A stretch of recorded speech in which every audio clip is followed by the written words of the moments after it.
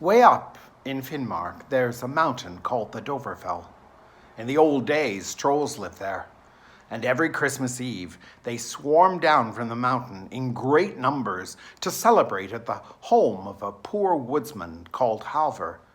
And every year, Halvor and his family struggled to get ready, for they knew that the trolls had magical powers and would not hesitate to use them if everything was not prepared to their liking.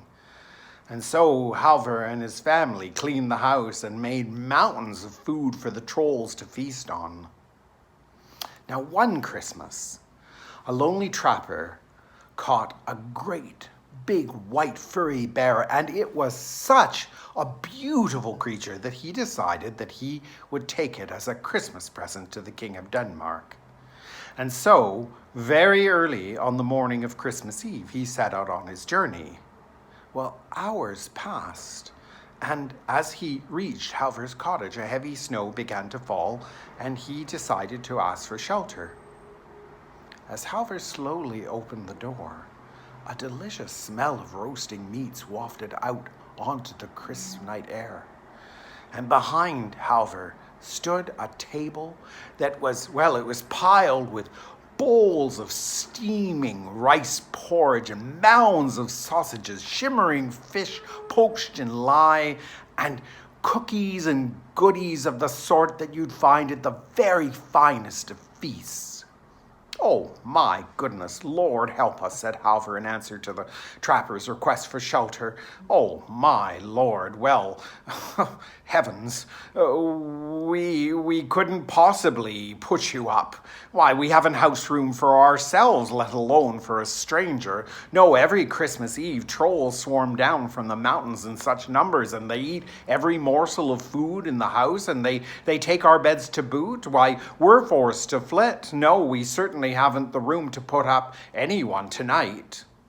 But the trapper said, "Well, my bear can just squeeze underneath the stove and I'll curl up in the cupboard." "Well, if that suits you, it's fine with me, but I'd rather take shelter in the shed at the edge of the forest," which is just what he and his family did. Now, as night fell, the delicious smells of the feast wafted out of the chimney and over the Dovrefell, and the trolls crept out of the mountains. Flitting from peak to peak, they summoned one another to the feast.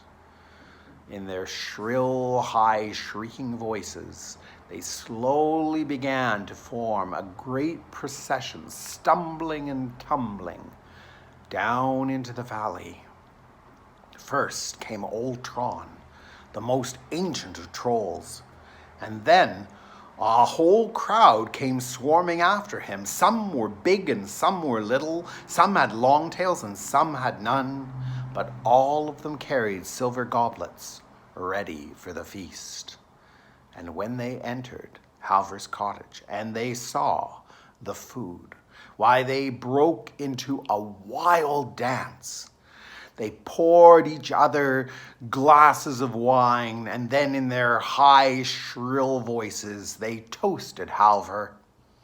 "A feast, a feast, a feast is nice, with Halvor shivering on the ice, and he will have a curse to fear if he won't welcome us each year."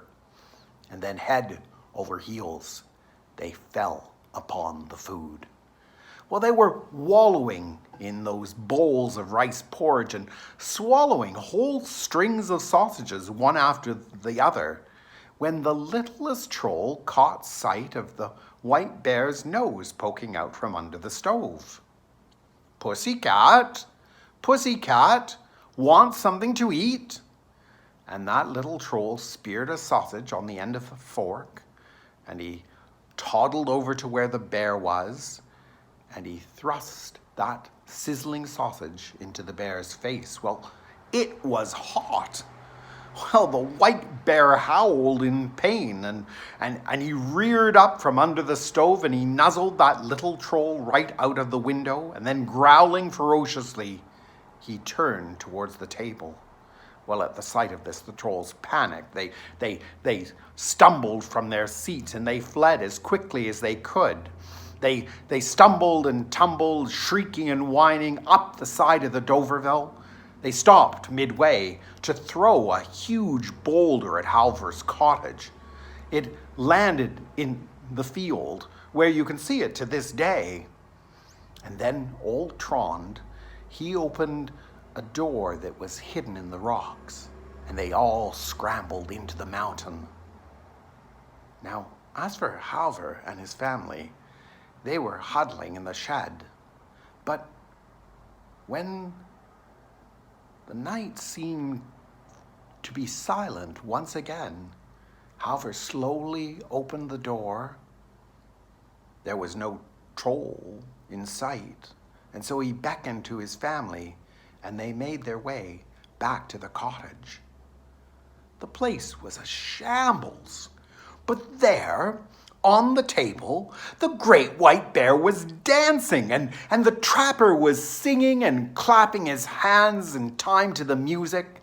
"The trolls have gone," cried the trapper triumphantly, and he told Halvor what had happened to the trolls.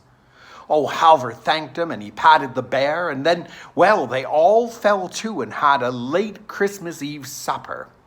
And then afterwards they sang carols, and the children climbed on the bear's back, and he gave them rides around the room. And then with full stomachs and the warmth of the fire, they settled down to sleep. And in the morning, Christmas morning, with mops and brooms and buckets in hand, they put the cottage back in order. And then the trapper prepared to resume his journey. "I don't know how to thank you," said Halvor. "All these years we've scrimped and saved to feed the trolls, and we've never had Christmas brose for ourselves. Oh, my goodness. I don't know how to thank you, but please, please come back soon." "Well, you never know," said the trapper. "I might just." And out into the snowy world he went, taking the white bear with him. Now, a year passed, and Halvor was chopping wood at the edge of the field when a voice called his name. "Halvor, Halvor!" It was old Trond. "I'm here," said Halvor. "Where's that white pussycat of yours?" said old Trond. "Oh, she's still under the stove," said Halvor, remembering how the white bear had scared the trolls out of the cottage. "Oh, indeed," said old Trond. "And what a nasty temper she has." "Yes," said Halvor, "and you know what's more, she's now had 7 kittens, each one bigger and fiercer than she is herself." "She has she? Well, thank you." And his voice disappeared into the trees. And do you know, from that day to this, there have been no trolls seen on the Dovrefell. Halvor kept the silver goblets that the trolls had left behind, but Christmas on the Dovrefell has been peaceful ever since.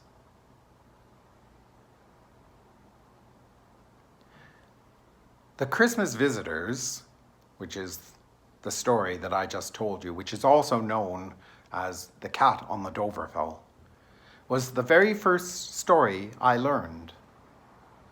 This year, during these terrible pandemic days, I have taken great comfort in story.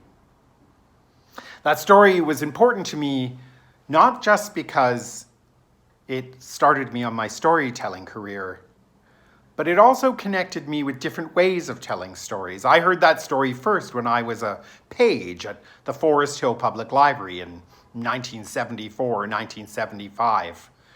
Dorothy Siemens, who was a library assistant there, made a beautiful puppet show of the Christmas Visitors, and Pat Hall, who was the children's librarian, and Dorothy put on the show.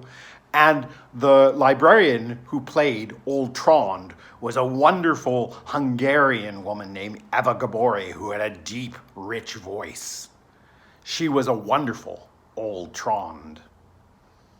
I took my first storytelling course in the fall of 1991, and that story was the one that I told at the end of our course, and that I told at the Christmas party that was held for all the children's staff at what was then Boys and Girls House and is now the Lillian H. Smith Library. And Rita Cox, who was one of my storytelling mentors, had me tell it on CBC's Metro Morning. It was the only story that my mother heard me tell. So I want to give you the gift of this story. I want to wish you all a very happy Christmas and hope that your Christmas is troll-free.